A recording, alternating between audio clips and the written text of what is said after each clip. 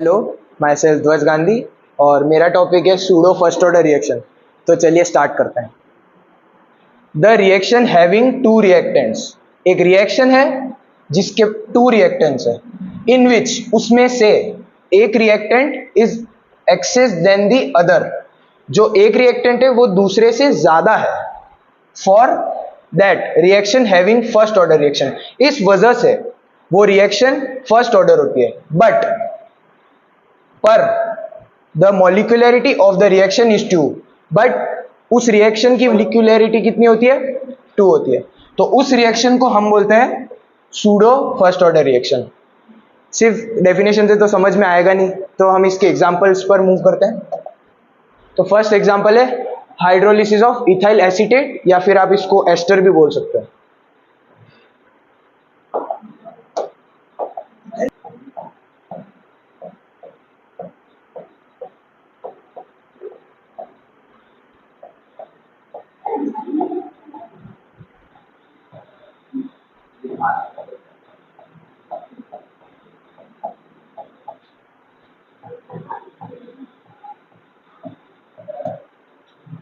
तो ये मैंने एक रिएक्शन लिखी है इथाइल एसीटेट, या फिर आप इसको एस्टर के नाम से भी जानते हो। तो इसको हमने हाइड्रोजन के साथ रिएक्ट कराया। हाइड्रोलिसिस का क्या मतलब होता है? किसी भी रिएक्टेंट को साथ रिएक्टेंट को आप वाटर मॉलिक्यूल से रिएक्ट कराते हो तो उसको हम हाइड्रोलिसिस बोलते हैं। तो यहां पर हम इथाइल एसीटेट यानी कि एस्टर को हम वाटर मॉलिक्यूल के साथ रिएक्ट कर रहे हैं, तो हमको क्या मिल रहा है? Ethanol plus acetic acid.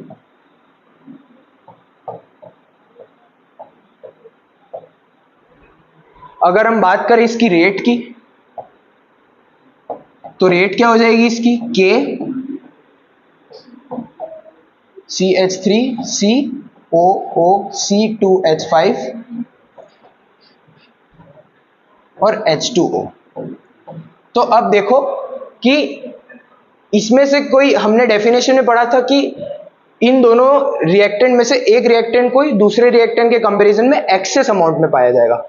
तो फिर आप देख सकते हो कि वाटर मॉलिक्यूल होता है, तो वाटर तो एनवायरनमेंट में फ्रीली अवेलेबल होता है, तो फिर वो हम एक्सेस अमाउंट में ले सकते हैं।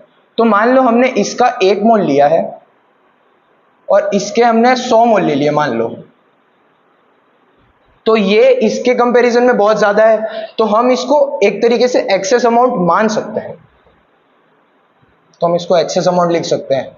और एक्सेस अमाउंट को मतलब हम यहां पर हम इसको कांस्टेंट भी मान सकते हैं, क्योंकि इसका 1 मोल इसके 1 मोल के साथ ही रिएक्ट करेगा, तो इसके पास फिर भी 99 मोल बच जाएंगे, तो इसके कॉन्सेंट्रेशन में तो कुछ ज्यादा फर्क आएगा नहीं। तो फिर हम इसको एक तरीके से कांस्टेंट मान सकते हैं। क्या मान सकते हैं? कांस्टेंट। तो के और इसका हम प्रोडक्ट करेंगे तो नया कांस्टेंट बनेगा के डैश।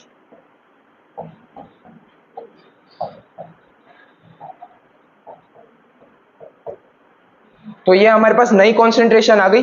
अब हम इस कॉन्सेंट्रेशन से ऑर्डर और मॉलिक्यूलरिटी का जान सकते हैं कि कितनी है। तो यहां ऑर्डर तो कितना है? 1, बट मॉलिक्यूलरिटी कितनी है?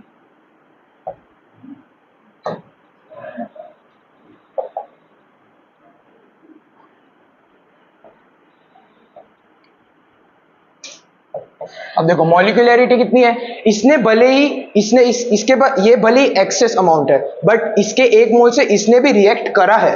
और मॉलिक्यूलरिटी आपको प्राची ने समझाया कि कितने रिएक्टेंट्स रिएक्शन में पार्ट ले रहे हैं, तो वो उसकी मॉलिक्यूलरिटी होती है। तो यहां कितने पार्ट ले रहे हैं? 1 और 2, तो यहां मॉलिक्यूलरिटी कितनी हो गई? 2। तो फिर इसका ऑर्डर कितना हुआ? 1, और इसकी मॉलिक्यूलरिटी कितनी हुई? 2। यही हमने रिएक्शन में डेफिनेशन में देखा था कि इसका ऑर्डर तो 1 होगा फर्स्ट ऑर्डर, बट इसकी मॉलिक्यूलरिटी कितनी होगी? 2 होगी। तो ये है एग्जांपल है सूडो फर्स्ट ऑर्डर रिएक्शन का। हम इसका एक और एग्जांपल देखते हैं, अगर आपको समझ में नहीं आया है तो आप इससे समझ लीजिए। Inversion of cane sugar. तो यहां हम केन शुगर को भी वाटर मॉलिक्यूल के साथ रिएक्ट करा के देखेंगे कि क्या बनता है।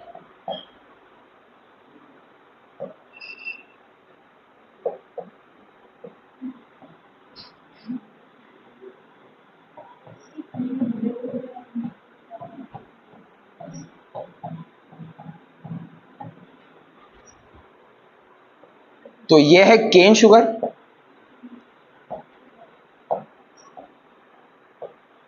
और यहां बन रहा है ग्लूकोज। तो यहां पर हमने क्या किया,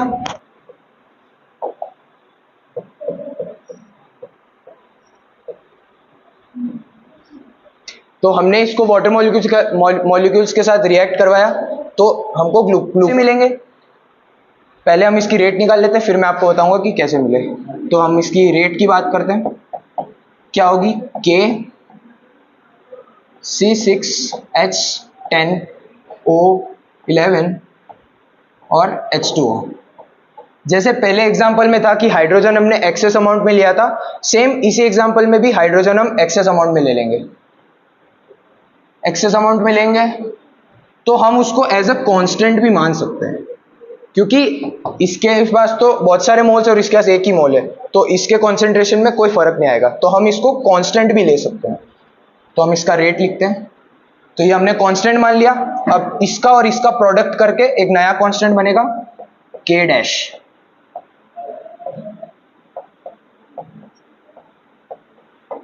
अब हम इसके ऑर्डर और मॉलिक्यूलरिटी लिख देते हैं। ऑर्डर कितना आया, 1, और मॉलिक्यूलरिटी कितनी आ गई,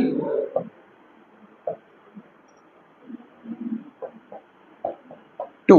भाई एक ये है और एक ये है, तो मॉलिक्यूलरिटी 2 आ गई। तो ये सेकंड एग्जांपल। अब मैं आपको बताता हूं कि इस रिएक्शन को हमने जब रिएक्ट करा है तब ये कैसे बना।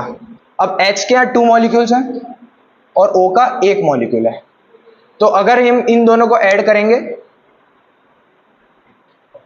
तो क्या बनेगा। तो यहाँ पर थोड़ी सी मिस्टेक आ गई थी, मैंने यहाँ 6 लिख दिया था और यहाँ पर 12 लिख दिया था, तो मैंने अभी सही कर दिया है। तो हम जब इसको हाइड्रोजन के साथ रिएक्ट कराएंगे तब क्या बनेगा, C12H24 और O12। अब इसको हम बराबर पार्ट्स में ब्रेक डाउन करेंगे तो ये ही आ जाएगा। तो ये था सूडो फर्स्ट ऑर्डर रिएक्शन। इसमें एक ग्लूकोज का मॉलिक्यूल है और एक फ्रक्टोज का मॉलिक्यूल है।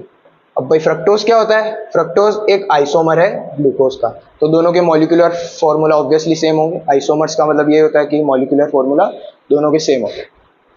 तो ये था pseudo first order reaction.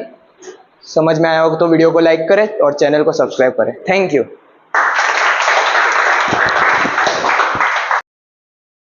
My self Tanisha Rathore. तो मैं आज आपको है ना half life of reaction for zero order reaction बताऊंगी। तो क्या होते हैं चले देखते हैं। In the time in which the concentration of reactant is reduced this the half of its initial concentration known as half life of reaction।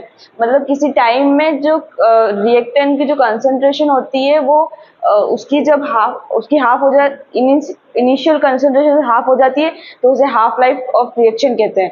तो हम देखेंगे उसका डेरिवेशन है वो देखेंगे फ्रॉम इक्वेशन 5। तो हमें K is equals to R not minus R upon T। तो देखा है, तो इसे हम सॉल्व करेंगे आगे। तो T की वैल्यू हमें पता है कि T हाफ होती है और R की वैल्यू R नॉट अपॉन 2 होती है। तो ये वैल्यू जो है वो हम इसमें पुट करेंगे। K is equals to R not is equals to R की वैल्यू हमने यहाँ लिखी है R not upon 2 upon T। इसके बाद हम देखेंगे K is equals to R not upon T by half. तो हमें मिला T बाय हाफ निकालना है, हाफ लाइफ रिएक्शन निकालनी, तो इसको इधर ले जाएंगे और K को नीचे ले आएंगे, तो R नॉट अपॉन 2 K आ जाएगा। और T half of for zero order reaction is directly proportional to initial concentration and inversely proportional to the rate constant। यानी कि T half जो है वो डायरेक्टली प्रोपोर्शनल है R नॉट के और T half इनवर्सली प्रोपोर्शनल है 1 अपॉन K यानी कि रेट कांस्टेंट के। अब हम देखेंगे फर्स्ट ऑर्डर की हाफ लाइफ रिएक्शन जिसे हम T हाफ डिनोट करेंगे।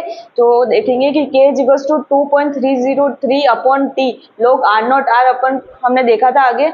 तो यहाँ पर भी हम R नॉट की T की वैल्यू हम T हाफ रखेंगे और R की वैल्यू R नॉट अपॉन 2 रखेंगे। तो इन वैल्यू को हम इसमें पुट कर देंगे इस इक्वेशन में। तो K is equals to 2.302 upon T half log R not upon R not upon 2। नीचे आएंगे तो देखेंगे k is equal to 2.302, t की वैल्यू हमने t हाफ रखी थी और r नॉट से r नॉट ऊपर कट जाएगा तो बचेगा log 2, और log 2 की वैल्यू होती है 0.3010। तो log 2 की वैल्यू हम यहाँ पर पुट करेंगे तो k is equal to 2.302 upon t half into 0.3010। तो इसको हम जैसे मल्टीप्लाई करेंगे तो हमें ये वैल्यू मिलेगी k is equal to 0.693 upon t half. जब हमें टी हाफ निकाला, हाफ लाइफ रिएक्शन निकालनी है तो टी हाफ को इधर ले जाएंगे, T half is equal to 0.693 upon K. तो टी हाफ टी हाफ जो होता है वो कांस्टेंट होता है और टी हाफ इनवर्सली प्रोपोर्शनल होता है के।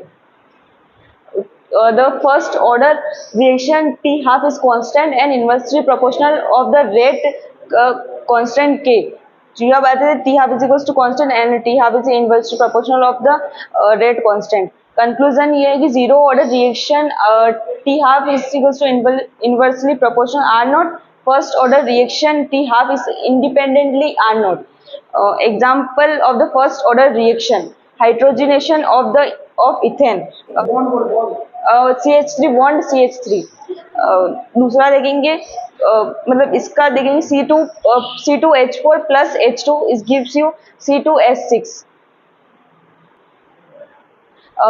R is equals to K rate constant है और ब्रैकेट में C2H4।